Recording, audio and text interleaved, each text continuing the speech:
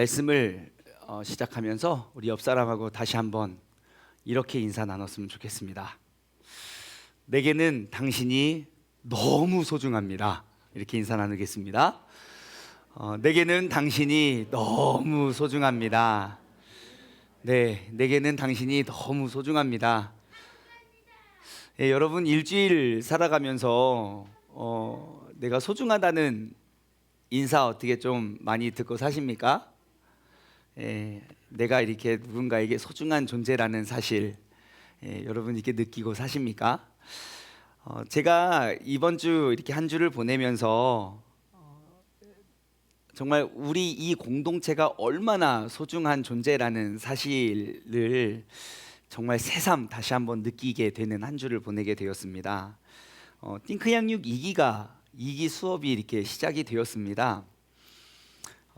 정말 기적이라는 단어로밖에, 그러니까 단어가 딱 어울릴 만한 이제 그러한 은혜를 이제 받고 나눴던 한 주를 보냈어요. 근데 이게 진짜 안 겪고 보신 분들은 이제 모릅니다. 진짜 이게 안 겪고 보신 분들은 정말 이 느낌과 이것을 알 수가 없는데, 정말 제가 예의상 드리는 말씀이 아니라 정말 겪어보신 분, 이게 그 모임에 딱 와보신 분들만 이게 딱 알 수 있는데, 이걸 이해할 수 있는데, 제가 딱 한 가지만 예를 들어 드리면요, 어떤 일이 있었냐면, 제가 앞서 이게 수차례 설명해 드리고 말씀해 드린 것처럼 띵크 양육은요, 성경적 가치관, 그러니까 성경 공부를 이렇게 하는 시간이 아니라 말씀을 통해서 하나님 말씀 앞에 딱 놓고 그 말씀 앞에서 나의 죄를 계속 발견하고 나의 죄의 고백을 하는 시간이에요.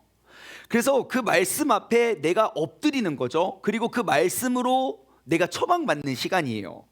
그렇게 나의 죄를 하나님의 말씀 앞에 계속 꺼내 놓으면 어떠한 일이 발견되냐, 어떠한 일이 벌어지냐면요, 정말 그 모임의 무리 속에, 그러니까 뭐 얼마나 우리가 알아왔던지 간에 상관없이 정말 가까워지고 친해집니다. 그리고 막 시간이 막 후딱후딱 지나가요. 뭐 질문 하나 던져놓고 막 서로 이야기하다 보면 막 2시간, 3시간이 금방 지나가요. 그래서 한참 이야기를 하다가 우리 좀 쉬어가자고, 그래서 쉬는 시간을 가졌어요. 그래가지고 제가 이게 저기 이렇게 있었거든요. 그래서 이게 볼일을 보고 이렇게 쉬는 시간이 이렇게 있는데, 이게 되게 서먹서먹하고 이게 뭐 이렇게 있다가 제가 이렇게 저기 이렇게 있는데 막 뭐라고 막 얘기하는 거예요. 그래서 이렇게 있다가, 아니 언제부터 이렇게 친했나고, 제가 뒤에서 아니 언제부터 이렇게 친했다고 막 뭐라고 막 그러는 거예요. 그 속으로, 아니 저 언제부터 저렇게 친했다고 저런 말을 별별 이야기를 다 하더라고요. 막 글쎄. 그래가지고 아니 참내 언제부터 그렇게 친했다고 내가 속으로 막 그랬어요. 아니 진짜 그렇잖아요. 우리 교회가 이제 뭐 지낸 지 얼마 뭐 3년 4년 됐다고. 아니 3년 4년 동안 그렇게 뭐 얼굴만 알던지 그냥 인사만 이렇게 하셨던 분들이잖아요. 뿐만 아니라 우리도 알잖아요. 신앙생활 같은 교회 10년 20년 다녔었더라도 그 사람에 대해서 서로 그냥 관심도 없이 그냥 함께 그냥 신앙생활 해 왔었잖아요. 그냥 남남이잖아요. 나랑 아무 상관없이. 우리가 영원히 하늘나라에서 영원히 같이 지낼 사람이지만 그냥 모를 남남이잖아요. 오히려 그냥 서로에 대한 얼굴만 보고 서로에 대한 선입견만 가지고 그냥 같은 교회만 다닐 뿐 나와 전혀 상관없는 남이잖아요.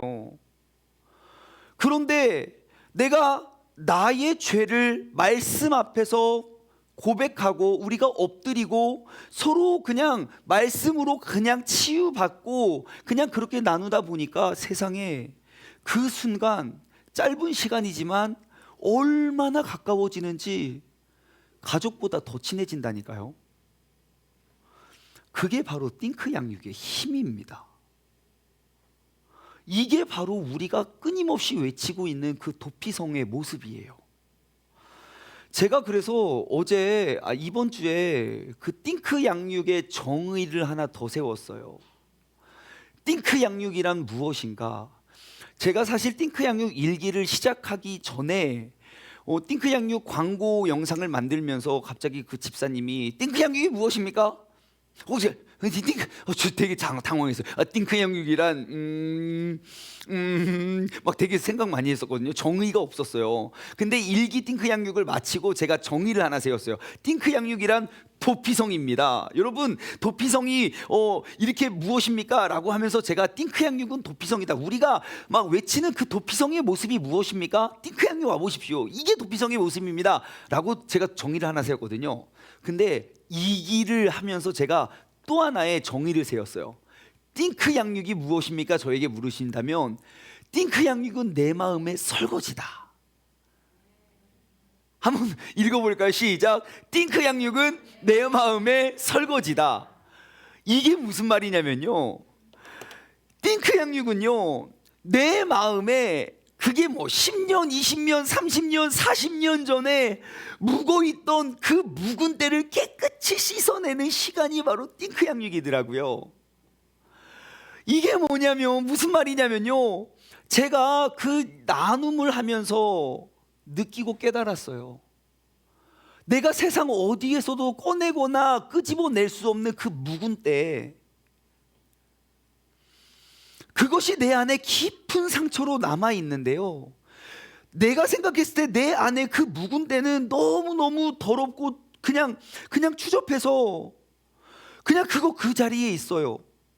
그리고 나서 아무리 깨끗하고 아무리 순결한 말씀을, 고귀한 말씀을 그렇게 전달한들, 내가 생각했을 때 그거 너무 좋고 고귀한 말씀이긴 하지만 나는 너무 더러워서 이거 담아낼 수가 없어요. 좋은 말씀 감사해요. 근데 나는 너무 더러워서 그냥 알겠어요. 그냥 그 말씀이 너무 사치스러운 거예요. 내가 생각하는 나는 너무 더러운데, 그 말씀 고귀한 건 알겠는데 나는 이 모습 그대로예요. 내 상처 너무, 나는 이렇게 더러워서 이거 담아낼 수가 없어요. 내 그릇이 너무 더러운데요. 내가 생각하는 나는 이러한 사람이에요. 내가 어려서 어떻게 자랐는지 아세요? 차마 내 입으로 꺼낼 수가 없고 드러낼 수가 없어. 그냥 부끄러워서 그냥 조용히 앉아있다가 그냥 갈게요. 내 삶에 침범하지 마세요. 아마 내 삶을 드러내면 목사님 그 눈으로 날 쳐다보지 못할 거예요. 그냥 나를 모르는 상태로 그냥 두시는 게 나을 거예요. 아니요, 괜찮아요. 집사님 그냥 저에게 말씀해 주세요. 괜찮으니까요. 아니요, 그렇게 해서 내가 말했는데 다 똑같이 떠나갔어요. 아니요, 괜찮아요. 집사님 저한테 말했어요. 사람들 다 괜찮다고 이야기해서 제가 말했는데 다 떠나갔어요. 나 그런 상처 많이 받았어요.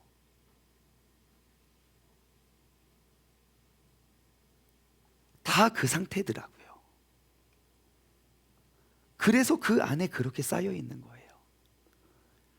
그러니까 아무리 좋은 말을 이야기하고 아무리 좋은 설교를 들어도 그냥 흩날리는 겨와 같은 거예요. 하나님의 말씀이 아무리 고귀하면 뭐해? 다 떠도는 거예요. 근데 제가 느꼈어요. 이번 주 양육하면서 너무너무 신기한 게 뭔지 아십니까? 그냥 사람들이 그냥 자신의 아픔과 상처, 정말 어디서도 꺼낼 수 없는, 왜냐하면 그게 내 치부라고 생각하니까요. 그게 그냥 어제 오늘의 아픔과 상처가 아니에요. 평생 그 어렸을 때 그냥 그게 나의 아픔이 아니라 그게 우리 가족의 아픔이고 그게 막 상처니까. 근데 참 신기한 건 막 이 사람이 정말 막 그냥 함께 울어요. 막 어머 그래요. 그러면서 와, 듣다 보니 위로가 되네요. 왜요? 난 나만 그렇게 힘들게 산 줄 알았거든요. 저 사람도 저렇게 힘들게 살았다고 듣다 보니 위로가 되네요. 아마 반대 사람도 그 위로 받았을걸요. 난 나만 그런 줄 알았는데 이 사람도 그렇구나. 난 나만 그런 줄 알았는데 이 사람도 그렇구나. 같이 치유가 되는 거예요. 다 내 마음의 상처가 씻겨지는 거예요. 그것이 씻겨져야 이것이 들어와야 담겨지는 거예요. 여러분, 그래서 이러한 죄의 고백이 필요한 거예요.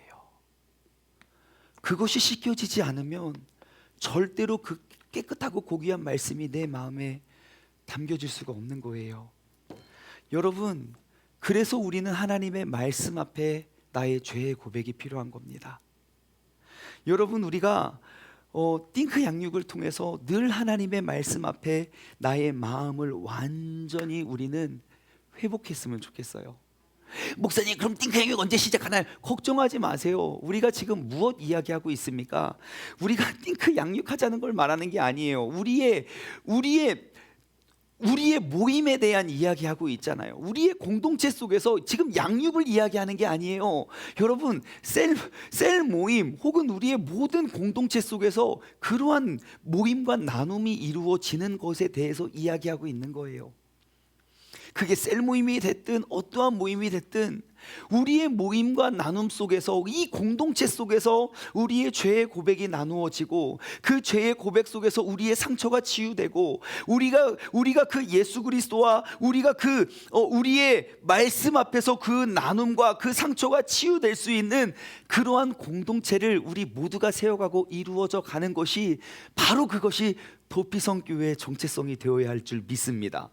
여러분, 도피성 교회의 정체성이 무엇입니까? 공동체입니다. 바로 그 공동체, 우리가 지금 이야기하고 있는 것이 바로 그것입니다. 여러분, 오늘은 지난주에 미리 예고 드렸던 대로 도피성 교회의 정체성, 그 첫 번째 주제인 공동체에 대한 이야기를 나누고 있습니다. 그래서 지난주는 그 공동체에 대한 개념을 설명해 드렸고요, 지난주에 예고해 드렸던 대로 오늘은 그 공동체의 결론, 오늘은 그 결론을 맺는 시간을 가지려고 합니다. 여러분, 혹시 지난주 제가 나눠 드렸던 설교 혹시 기억나시나요? 그렇죠. 우리는 날로 새로워요. 저는 아마 여러분 지난주 설교가 하나도 기억이 나지 않으실 수도 있어요. 괜찮아요. 하지만 여러분, 제가 이거 기억을 못 하시더라도 제가 이거 꺼내면 여러분 기억하실 수도, 아하 하실 거예요. 그쵸? 이제 좀 이제 좀 대화가 되는 것 같아요. 그쵸? 아마 이거 꺼내시면 더 그렇죠. 기억이 확 나죠. 그래요. 감사해요. 자, 제가 놀랍게도 지난 한 주 동안 평소와는 다르게 정말 지난 한 주 동안에는 정말 많은 설교에 대한 피드백을 받았어요. 이게 저를 스쳐간 이제 많은 분들이 정말 많은 피드백을 주셨어요. 목사님, 제가 바로 이 그릇이에요. 막 그러시는 거예요. 제가 바로 이 종직 그릇이에요. 막 다들 그러셨어요. 제가 정말 많이 놀랐어요. 제가 이렇게 유튜브에 들어오셔서 할렐루야, 아멘 하셨던 분들이 아니고, 안 오신 분들에게 제가 카톡으로 설교를 공유해 드렸거든요. 이렇게 공유해 드렸는데, 그분들도 설교를 보시고, 목사님, 제가 딱 그 그릇이네요. 그래요? 그 그릇 어떤 그릇이요? 그러니까 그 작은 그릇이요, 그러더라고요. 예. 그리고 어떤 분은 목사님, 제가 생각했을 때 그분은 좀 큰 그릇이라고 생각을 했는데, 목사님, 제가 딱 이 작은 그릇이에요. 그래요? 예? 지사님 큰 그릇 아니에요? 그러니까 그분이 그래요. 목사님, 큰 그릇처럼 보이는 작은 그릇의 어려움에 대해서 아십니까? 그러는 거예요. 큰 그릇의 이미지를 갖고 있는 작은 그릇으로 살아가는 게 얼마나 힘든지 아십니까? 그러면서 자기가 딱 이 작은 그릇이라고. 막 얼마나 이 설교에 대한 피드백이 제가 깜짝 놀랐어요. 두 가지를 놀라는, 첫 번째, 우리 교회에 이렇게 큰 그릇이 없었나? 단 한 명도 목사님 저 큰 그릇입니다 라고 하는 사람이 한 명도 없다는 것에 대해서 되게 놀랐어요. 왜 없겠습니까? 큰 그릇이 다 이제 겸손해서 그렇죠. 오늘부터는 좀 저에게 말씀해 주세요. 나 큰 그릇이라고. 근데 어떻게 또 저한테 와서 목사님 저 큰 그릇입니다 막 어떻게 또 말하겠습니까? 그쵸? 그러니까 이렇게 좀 이렇게 겸손하게, 그죠? 딱 눈을 마주치면 이렇게 알겠죠? 이렇게 딱 티를 내주시면 감사하겠고. 또 하나 놀란 게 있어요. 뭐냐면 정말 많은 분들이 작은 그릇이라고 느끼고 계시는구나. 그리고 정말 많은 작은 그릇이 있구나. 라는 것에 굉장히 놀랐습니다. 그래서 오늘은 제가 저희 집에 있는 작은 그릇들을 다 가져왔습니다. 작은 그릇 스페셜. 내가 지금 이야기해야 될 것은 작은 그릇이구나. 그래서 모양도 다르고 스타일도 다른 작은 그릇들을 다 가지고 왔습니다. 왜냐하면 우리가 지금 집중해야 될 것들은 큰 그릇이 아니라 이 작은 그릇에 대한 이야기들. 자, 보십시오 여러분. 모두가 다 작은 그릇입니다. 다 작은 그릇입니다. 모양도 다르고 크기도 조금씩 다릅니다. 아마 여기 다 다르지만 이 작은 그릇들도 다 분명히 수많은 상처와 아픔들이 오랜 시간 다져져고 쌓여져서 만들어진 고귀한 그릇들입니다. 이 그릇들의 특징은 어떠합니까? 분명히 사랑을 담아낼 수 있는 그러한 이제 역량이 부족해요. 작아요. 그래서 이 그릇들의 특징은 사랑이 무엇인지에 대해서 잘 알지 못합니다. 그래서 서로가 사랑이라고 느낄 수 있는 영역이 달라요. 이 그릇은 사랑에 대해서 이러한 사랑에 대해서만 알고 있고요. 이것은 이러한 사랑에 대해서만 알고 있어요. 서로가 알고 있는 사랑의 코드가 달라요. 그래서 이 사람이 이 사람에게 사랑을 주면 이 사람은 사랑이 아니라고 말해요. 왜냐? 이 사람이 사랑이라고 주면 이 사람은 그거는 사랑이 아니야. 반대로 이 사람이 이게 사랑이라고 주면 이 사람은 사랑이 아니라고 이야기할 수밖에 없어요. 분명히 이 사람이 사랑이라고 주면 이 사람은 그것은 사랑이 아니라고 말하면서 상처를 받아요. 또한 이러한 사람의 특징은 사랑을 받기는 어려운데 상처를 받기는 쉬워요. 분명히 이 사람이 내가 알고 있는 사랑의 모습을 이제 나눠줍니다. 어떠한 사랑의 모습을 나눠줘요. 예를 들어 내가 이제 사랑의 마음이 동해서 어떠한 물건을 줬다고 칩시다. 내가 이제 어떠한 물건을 쓰다가 이거 이 사람한테 줬으면 좋겠다. 그래서 이거를 딱 물건을 쓰다가 이거 줬으면 좋겠다. 막 그런 감동이 와서 이거 이 사람한테 주면 되게 좋아하겠지 해서 이거를 나눠줬어요. 그래서 이 모양의 사랑을 딱 나눠줬어요. 되게 좋아하겠지. 그래서 이거 주면 이 사람 너무 감동할 거야 하고 딱 나눠줬어요. 근데 이 사랑을 딱 줬는데 이 사람이 받았으면 이 사람이 기대하는 건 뭐예요? 받았을 때 어머 고마워 라고 그 표정이 딱 지어져야 이 사람이 그 내가 알고 있는 사랑을 느껴야 되거든요. 그 감동의 그 표정이 짠 나와야 돼요. 근데 이 사람의 사랑의 표현은 그게 아니었어요. 이 모양이 아니거든요. 딱 받았는데 놀란 거예요. 이거 뭐지? 이런 쓰레기를 나한테 왜 준 거야? 근데 놀란 거예요. 이건 나에게 필요하지 않은 건데? 이런 쓸데없는 거 나한테 왜 준 거지? 당황을 한 거예요. 이건 버려야 될 건데? 그러면 오해를 하기 시작한 거예요.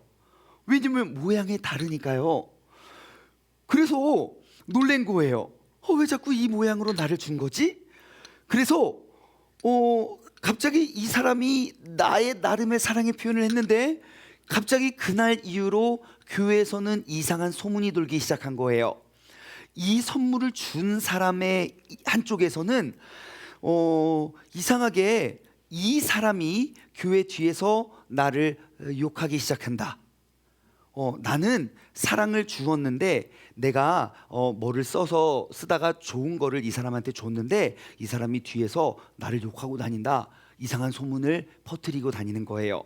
근데 갑자기 다른 한쪽에서는 누가 쓰다만 쓰레기를 나한테 줬다. 또 다른 소문이 돌기 시작한 거예요. 그리고 그날 이후로 이 둘은 원수가 되었대요. 그럴 수 있겠죠? 비일비재하죠.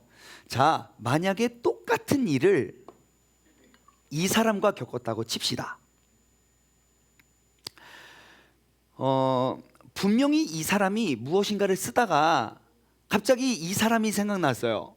아, 이거 이 사람한테 줬으면 좋겠다. 그래서 이 일을 쓰다가 이것을 이 사람한테 줬어요. 줬어요. 이 사람이 놀랬어요. 이걸 갑자기 나한테 왜 줬지? 이 쓰다만 걸? 하고 봤더니 당황했어요. 이걸 왜 주지? 놀랬지만 이해가 되는 거예요. 노력이 가상한 거죠. 그냥 이해가 되는 거예요. 아니 뭐 그렇게 쓸만한 건 아니지만 그냥 이해가 되는 거예요. 노력이 가상하고 쓸 데는 없지만 나를 생각해 준 그 모습이 그냥 이해가 되는 거예요. 고마운 거예요. 나를 생각해 준 것도 너무 고맙고, 그러니까 고마움에 이 사람을 더 생각해 주게 된 거예요. 왜요? 그냥 이해가 되거든요. 그냥 그 사람이 품어지게 되는 거예요. 왜요? 이 사람의 모난 부분이 그냥 이해가 되거든요. 여러분, 이게 그냥 사랑의 크기예요. 나의 사랑의 그릇이 작으면요, 그냥 하나의 일이에요. 그것이 담겨지지 않으니까 오해가 되는 거예요. 내가 담겨지면 이해가 돼요. 담겨지지 않으니까 오해가 되는 거예요. 이 사람이 이 사람 미워한 게 아니에요. 단지 오해를 하는 거예요. 싫어서가 아니에요. 달라서예요. 틀린 게 아니에요. 오해한 거예요. 여러분, 제가 세종중문교회를 개척하고 지금 3년 반이 되었어요. 4년이 가까워졌어요. 성도들 사이에 정말 많은 갈등들이 있었고 정말 많은 다툼과 미움과 싸움이 있었어요. 근데 제가 그들의 모든 본성과 깊은 상처와 아픔들, 제가 정말 많은 사람들의 정말 깊은 내면까지는 모르지만 제가 많은 갈등들을 겪고 알지만, 제가 단언코 말씀드릴 수 있는 건 정말 서로가 서로를 향해 너 한번 골탕 먹어봐라, 너 나 때문에 한번 찔려봐라, 서로가 서로를 위해 공격을 하여 상처를 준 사람 단 한 명도 없다고 제가 장담할 수 있어요. 다름이에요. 이해를 하지 못함이에요. 오해예요. 나의 사랑의 표현을 한 거예요. 오해를 했다는 거예요. 그냥 이해하면 될 일을 내가 그냥 다름 때문이었어요. 사랑의 표현이 달라서 오해를 했던 거예요. 여러분, 사랑은 무엇인가? 여러분, 멀리 오해하지 말고 가까이 이해하면 돼요. 여러분, 한번 따라해 볼까요? 멀리 오해하지 말고 가까이 이해하자. 시작.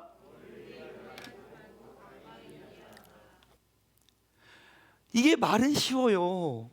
멀리 오해하지 말고 가깝게 이해하면 돼요. 아마 이 사람에게는 굉장히 쉬운 말일 거예요. 왜요? 이해가 되니까요. 어려서부터 이렇게 자랐으면 쉬워요. 그냥 이해가 되니까요. 하지만 어려서부터 이렇게 자란 사람에게는 아무리 이해하라는 그 말이 이해가 안 돼요. 왜요? 내가 알고 있는 이해의 개념은 이거거든요. 어떻게 이걸 이해해요? 인간적으로 이해가 안 돼요. 그래서 오늘 말씀이 필요한 거예요. 그래서 오늘 우리는 이 방법을 찾아갈 거예요.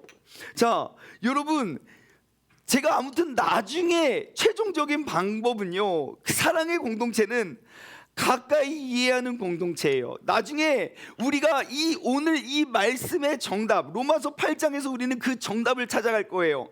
나중에 나중에 우리의 모든 공동체가 로마서 8장에서 이 정답을 찾아가서 나중에 시간이 1년이 지나고 2년이 지나고 3년이 지나서 우리 모든 공동체, 지금 우리 개척 멤버들은 나중에 다 이런 그릇이 되어서 다 이해할 수 있는 공동체가 되길 바래요.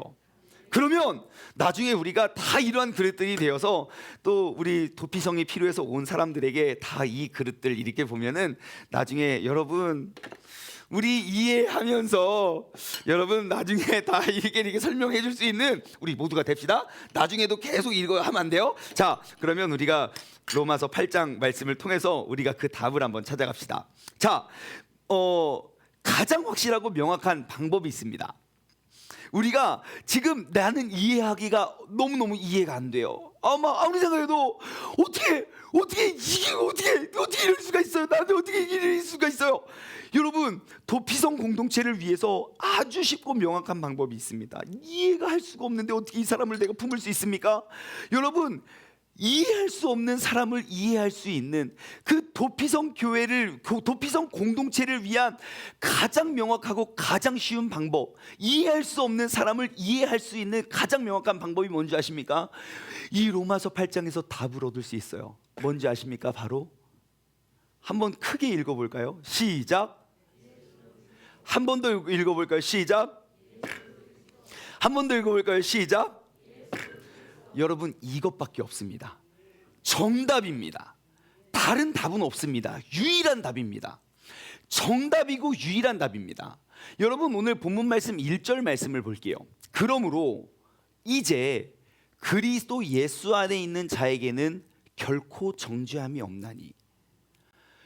그리스도 예수 안에 있는 사람들에게는 정죄함이 없습니다. 우리가 모여 있는 그 모임의 공동체 속에 정죄함이 없으면 분열이 일어날 수가 없습니다. 우리가 왜 이해하지 못합니까? 정죄하기 때문입니다.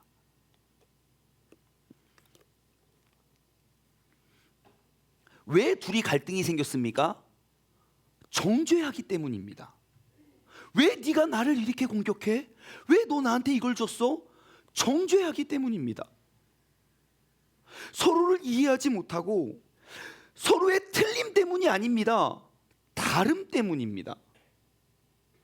서로를 정죄하기 때문이에요. 나와 다르면 그냥 불편한 거예요. 불편함을 받아들이지 않고 불편함을 그냥 정죄하기 때문이에요. 여러분, 강아지는요, 좋으면 좋다고 어떻게 표현합니까? 꼬리를 흔들어요. 좋아, 그래요. 고양이는 어떻게 합니까? 꼬리를 바짝 세워요.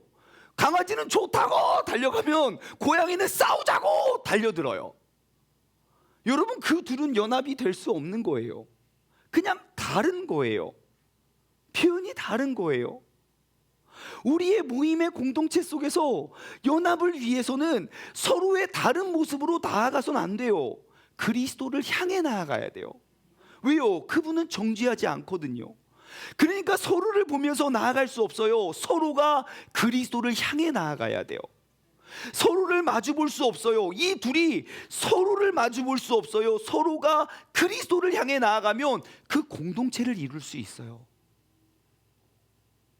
여러분, 우리가 띵크양육의 가능해진 이유가 뭔지 아십니까? 모여있는 무리가 서로를 향해 이야기하면 안 돼요. 서로가 말씀 앞에서 엎드리기 때문에 그 모임이 가능한 거예요. 우리가 서로에게 서로의 치부를 드러내면 부끄러워서 어떻게 이 치부를 드러냅니까?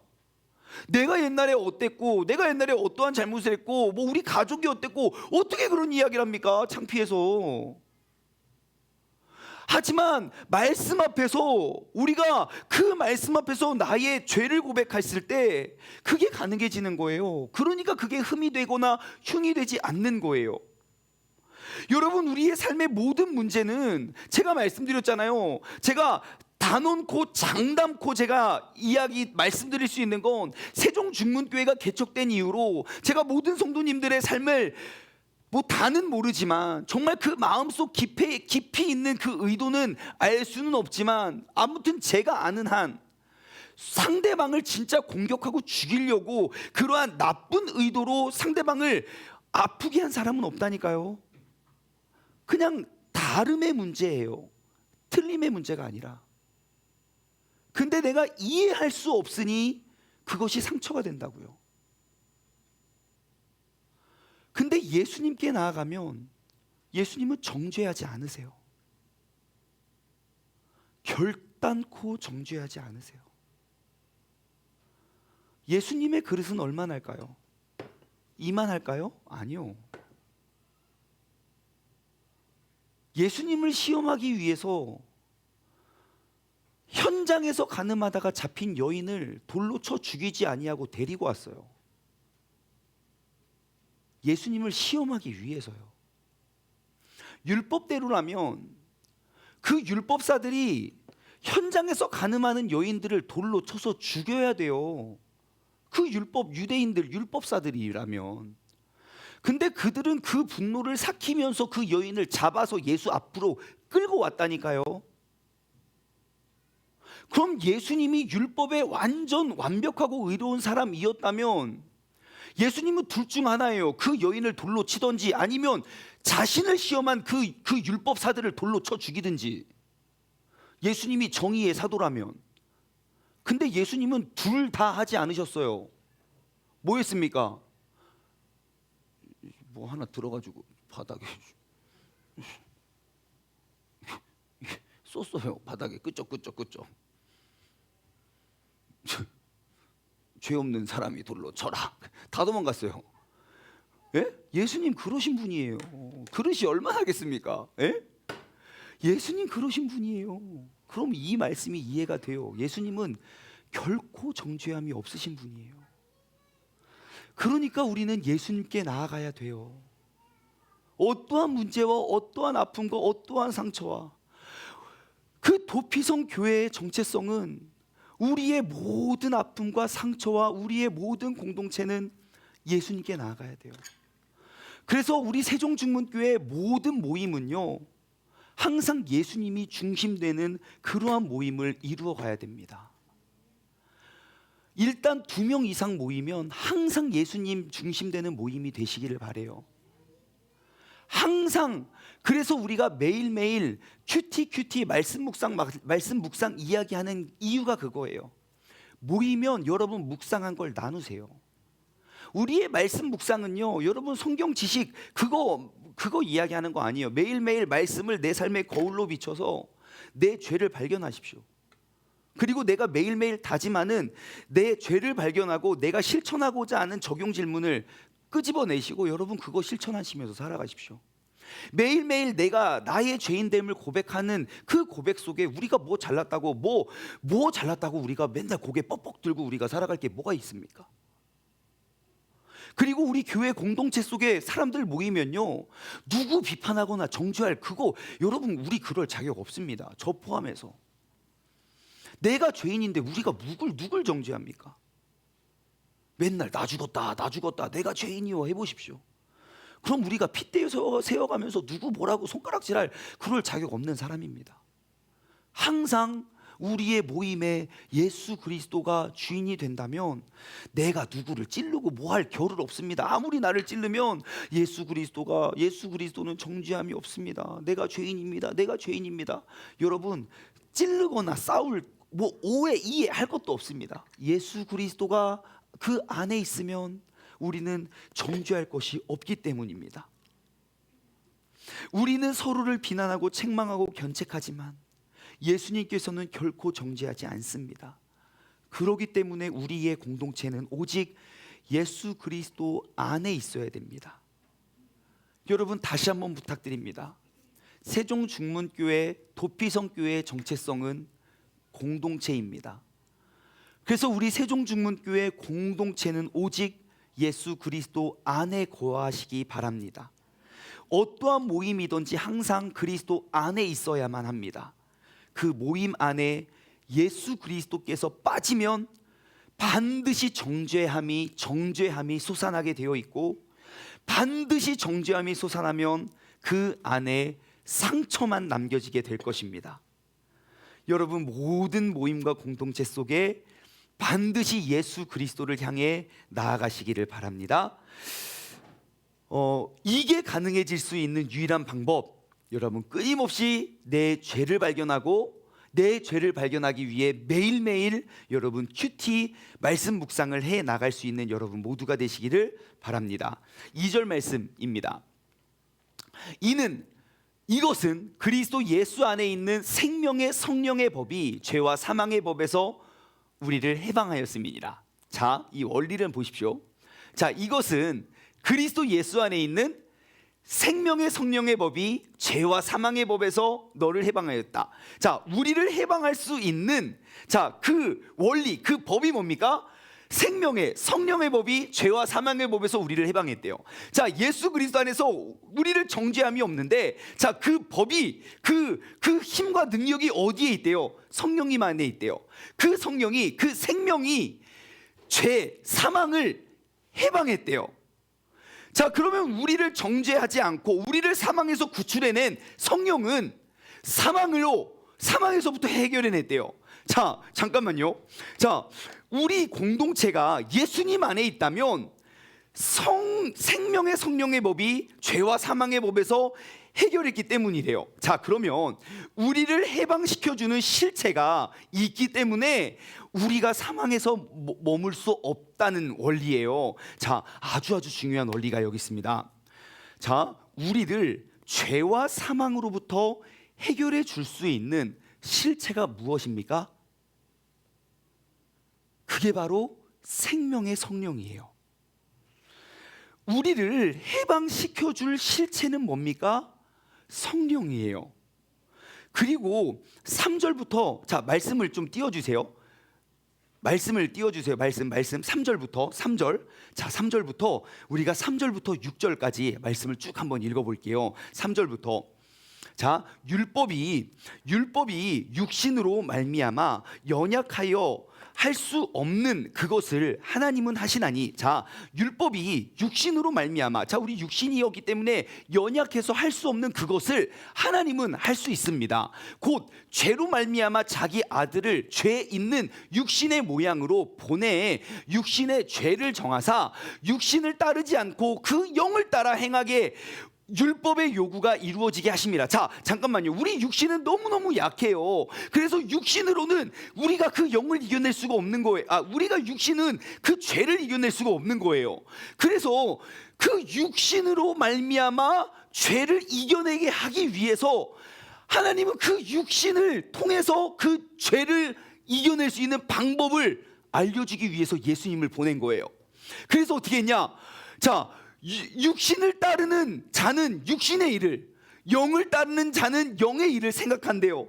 육신의 생각은 사망이고 영의 생각은 생명과 평안이래요. 자, 육신의 생각은 사망이고 영의 생각은 생명과 평안이래요. 그래서 7절, 육신의 생각은 하나님과 원수가 되고 이는 하나님의 법에서 굴복하지 아니할 뿐 아니라 할 수도 없대요. 자, 육신의 생각은 하나님과 원수가 되고 하나님의 법에 굴복하지 아니할 뿐 아니라 할 수가 없대요. 자, 이 질문을 던져요. 그리고 11절까지, 오늘 본문 말씀 11절까지 계속 그것을 반복해요. 우리의 육신의 생각, 이것은 하나님과 반대가 돼서 하나님의 뜻을 따를 수가 없어요. 자, 6절로 한번 돌아가 볼까요? 여기서 한번 정리를 해줘요. 6절. 육신의 생각은 사망이고 영의 생각은 생명과 평안이에요. 예, 그리고 7절 말씀에도 나와 있는 것처럼 6절 계속 띄워주세요. 자, 육신의 생각은 사망이고 영의 생각은 생명과 평안이에요. 그리고 우리의 육신은 이것을 이겨낼 수가 없어요. 근데 이 질문에 대한 답을 13절에서 답을 얻을 수가 있어요. 13절 한번 주시겠습니까? 정말 놀라운 답이 여기 있어요. 잘 보십시오. 너희가 육신대로 살면 반드시 죽지만 영으로서 몸의 행실을 죽이면 살리니. 자, 영이 몸의 행실을 죽일 수 있대요. 영이 몸의 행실을 죽일 수 있대요. 여러분, 내 몸의 정욕이 아무리 뜨거워 막 불타올라도 이 영은 어떠한 영이에요? 성령이에요. 내 안에 성령이 충만하면 내 육신의 정욕을 이겨낼 수 있대요. 여러분, 이게 결론이에요. 성령 충만. 너무너무 신기한 건요, 자, 이 말씀을 좀 띄워놔요. 자, 오타 뭐야 이거. 몸입니다. 몸. 은혜가 뚝 떨어졌어. 이 몸이에요. 자, 영으로서 몸의 행실을 죽이면 산대요. 죽일 수 있대요. 이게 얼마나 희망적인 이야기냐면요, 자, 여러분, 로마서에는 여기서 영이라고 말하는 그 성령, 헬라어 단어로는 푸뉴마라는 단어예요. 로마서에는 이 푸뉴마라는 단어가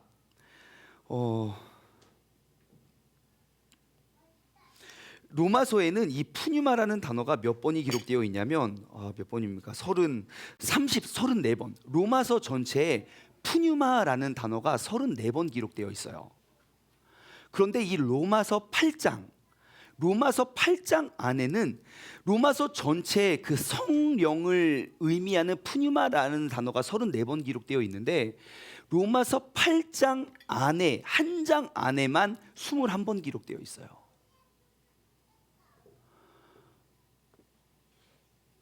다시 말해 성령장이라고 말해도 과언이 아니에요. 그 성령님의 역할이 뭔지 아십니까? 우리 육신의 정욕을 이겨낼 수 있어요. 여러분, 지지 마십시오. 우리 육신을 충분히 다스릴 수 있습니다. 여러분, 우리가 믿음의 공동체에 어떻게 하면 되는지 아십니까? 내가 지금 이 그릇이라고요? 걱정하지 마십시오. 우리가 믿음의 공동체 안에서 서로 예수 그리스도에게 나아가면 돼요. 어떻게요? 내가 성령 충만해서, 나의 의지로, 성령 충만함으로 끊임없이 우리가 성령의 아름다운 열매를 맺어가면 돼요. 우리가 모여서 예수 그리스도 앞에서 우리의 연약함을 고백하고 나의 죄를 고백하고 우리가 그 안에서 아름다운 사랑의 공동체를 이뤄가면 돼요. 그 시간이 하루가 되고 1년이 되고 2년이 되면 우리의 공동체 안에서 그 사랑을 고백하고 나누잖아요. 그러면 이 사랑이 굳어지게 되는 거예요. 우리의 영으로 우리는 그 사랑 고백하고 굳어질 수 있어요. 우리의 영으로 몸의 행실을 죽여내면 우리의 영이 이겨낼 수 있습니다. 그게 바로 도피성 교회의 정체성이에요. 그 영의 공동체. 여러분, 우리가 그런 교회 할 수 있습니다. 그러기 위해서 우리가 흩어져서 해야 될 일이 뭡니까? 우리의 성령 충만한 사람의 증거. 그래서 우리가 시간을 정해서 기도를 하는 거예요. 성령 충만하기 위해서. 그래서 우리가 성경 통독을 하는 것이고요. 그래서 우리가 말씀을 암송하는 것이고, 그래서 우리가 성경 필사를 하는 거예요. 내가 나의 의지로, 성령으로 나의 육신의 몸의 정욕을 이겨나가기 위해서. 어찌 내가 세상을 쫓고, 어찌 내가 몸의 정욕을 쫓으면서 내가 내 육신을 이겨낼 능력이 어디 있습니까? 여러분, 이겨내시기 바랍니다. 우리가 흩어져서 영적으로 내 육을 다스리고, 우리가 모여서 아무리 나의 모습이 어떠하든지 그거 중요하지 않아요. 우리가 모인 무리에서 예수 그리스도에게 나아가 정말 우리가 그 시간이 더해지고 더해지면 우리가 이렇게 굳어지고, 또 이러한 사람들이 모여져서 그 공동체 안에서 더해지고 더해지면 또 이렇게 나아가 정말 그리스도에게까지 이르러 정말 아름다운 도피성의 공동체를 이루어 갈 수 있는 우리 모두가 되길 주님의 이름으로 축원합니다. 우리가 오늘도 기대란 적용 질문, 너무 기대하게 되었네요. 우리 두 가지 질문 드립니다. 오늘은 첫 번째, 여러분, 내 안에 남아있는 그 육신의 이름 무엇입니까? 여러분, 우리가 나의 죄를 고백하며 나아갔으면 좋겠어요. 이제는 꽁꽁 숨겨내지 마십시오. 나의 공동체 속에 고백하십시오. 나의 죄를, 내 안의 육신에. 그거 죄는요 고백할 때 힘을 잃어버립니다. 나의 죄를 우리의 공동체 안에, 정말 믿음의 공동체 안에 고백하십시오. 믿음의 공동체가 아니면 여러분 흠이 잡힙니다. 그게 오히려 역효과가 되고 준비가 되지 않으면 예를 드릴까요? 어떤 목사님이 이게 믿음의 공동체 안에서 죄를 고백해서 되게 은혜를 받았어요. 사역지를 옮겼어요. 근데 거기는 이렇게 죄 고백하는 공동체가 아니라 죄를 숨기는 공동체였어요. 근데 은혜 받아서 죄를 고백했죠. 잘렸어요. 부작용이죠. 그게 아니라 철저히 준비된 공동체 안에서 고백하셔야 돼요. 부작용 날 수도 있어요. 근데 아무튼 여러분 꼭 믿음의 공동체 안에서 죄를 고백하고 여러분 꼭 죄와 싸워서 승리하시기 바랍니다. 아무튼 뭐 공동체를 못 찾겠으면 여러분 말씀해 주세요. 우리가 좋은 셀에 계속 배치를 해드리도록 하겠습니다. 아무튼 여러분 꼭 육신의 일들을 고백하시고 꼭 죄와 싸워 승리하시기 바라겠고요. 두 번째는 여러분 성령 충만한 삶, 내가 그 성령으로 내 육을 싸워 이길 수 있는 일을 하기 위해서 여러분 무엇을 결단하시겠습니까? 가만히 멈춰서 계시면 여러분 성령의 일은요 내 감정을 변화시키는 그런 추상적인 것이 아닙니다. 실질적으로 나의 육의 정욕을 능히 이겨낼 수 있는 현실적이고 굉장히 구체적이고 실질적인 겁니다. 나의 모든 육의 그런 유혹과 미혹과 정욕을 이겨낼 수 있는 그러한 힘이 그 안에 있다는 사실 여러분 기억하시기 바랍니다. 우리 함께 지난주에 불렀던 찬양, 우리 주님께서 행하실 그 기대 찬양 우리 부르면서 우리 이 시간 또 결단하며 나아가기로 합니다.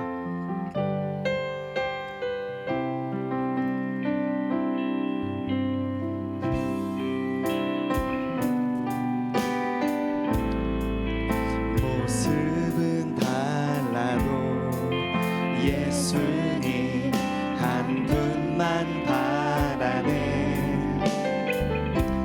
사랑과 선행으로 서로를 격려해 따스함으로 보듬어가리.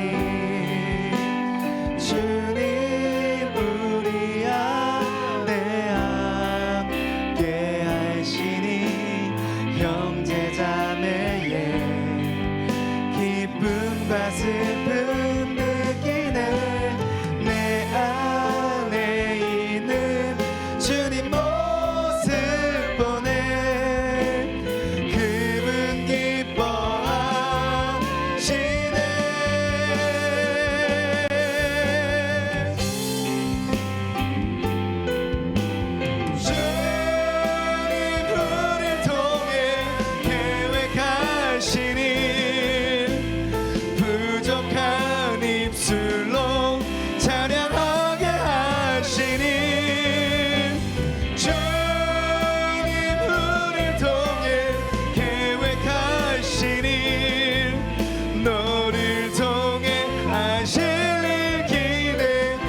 다시 한번 우리 1절부터 찬양할까요? 주 안에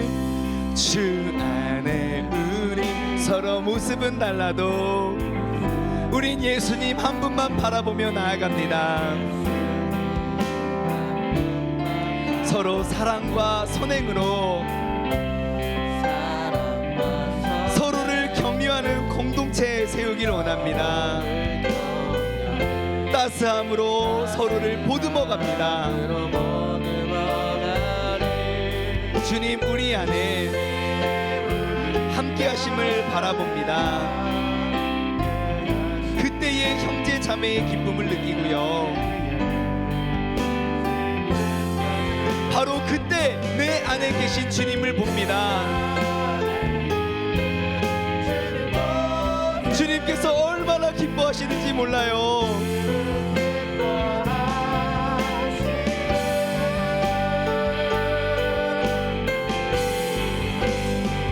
주님 우리를 통해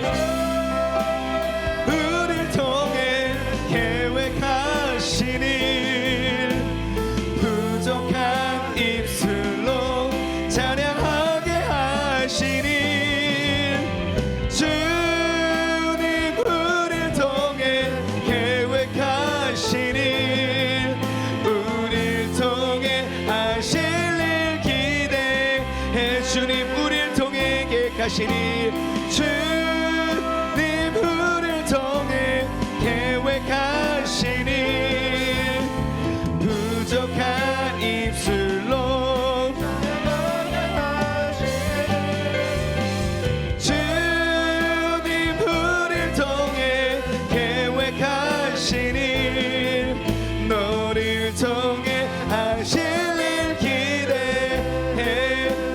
우리 함께 기도하며 나아가기를 원합니다. 내가 혹시 상처 때문에 우리가 공동체에 나아가는 것이 두려우십니까? 여러분 걱정하지 마십시오. 내가 공동체를 바라보면 두렵지만 예수 그리스도를 바라보며 나아가면 됩니다. 여러분, 나의 상처가 두려운 것이 아닙니다. 내가 주님이 보이지 않는 것이 두려운 것입니다. 우리가 예수 그리스도를 향 바라보며 나아가 그 상처받은 간증이 분명히 약재료로 쓰여져 더욱더 귀하게 쓰임받게 그러한 약재료가 될 겁니다. 주님, 내가 주님을 바라보며 나아갈 수 있는 사람 되게 해달라고 주님의 이름 한번 부르짖고 우리가 결단하며 기도하며 나아가기를 원합니다. 기도하겠습니다. 주여, 하나님 아버지 감사합니다. 주님, 내가 두려운 것은 주님이 보이지 않기 때문에 두려운 것입니다.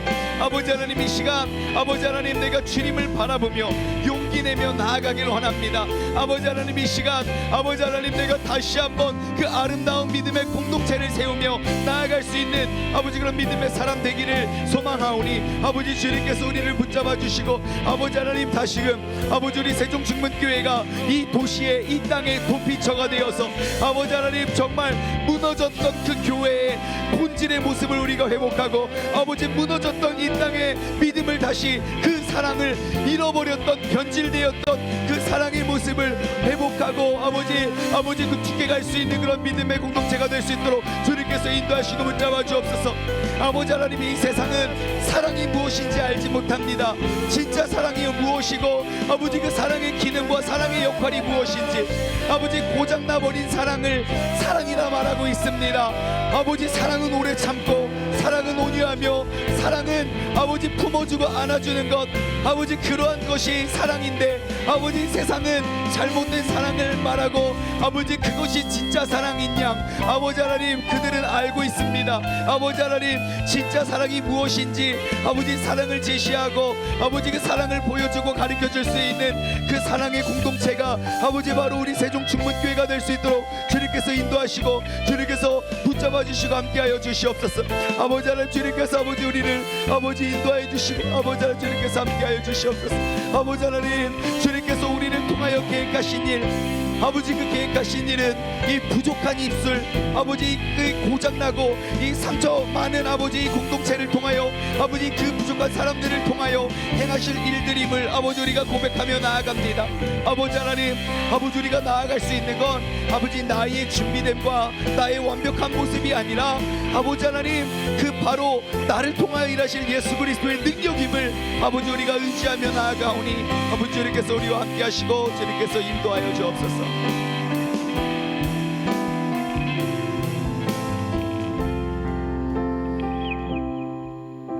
사랑의 하나님, 감사합니다. 이 땅에 많은 교회들이 있습니다. 많은 교회들, 저마다 하나님께서 각 교회들마다 가지고 계시는 완벽하신 계획과 또 완벽하신 소명들이 있지만 우리 세종중문교회를 통하여 정말 갈 곳 없고 방황하고 상처 많고 정말 기댈 곳 없는 사람들, 정말 사랑이 무엇인지 알지 못하고 정말 고장나고 부셔지고 무너져버린 그러한 사람들에게 진짜 사랑이 무엇인지를 알게 하고 깨닫기 위한 그러한 도피처의 사명을 허락하여 주신 특별한 주님의 마음을 주님의 사랑에 감사드립니다.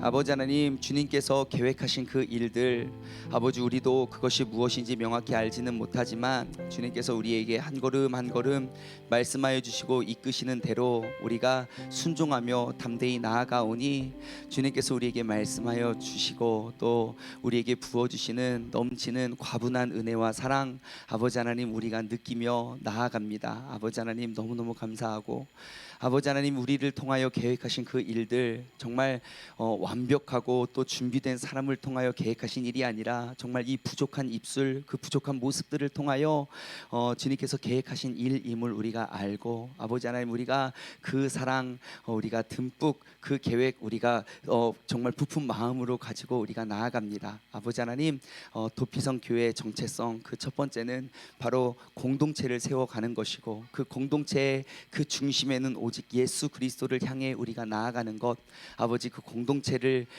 우리가 오직 우리의 모든 모임과 공동체 속에 오직 예수 그리스도를 바라보며 나아갈 수 있는 우리 모두가 되게 하여 주시옵소서. 아버지 하나님 우리의 중심에는 오직 정말 결단코 정죄함이 없으신 예수 그리스도께서 우리를 안아주시고, 아버지 그 주님의 사랑 안에서 우리가 하나 될 수 있는 아버지 그 사랑의 공동체가 바로 우리 세종중문교회 모든 모임들이 되게 하여 주시옵소서.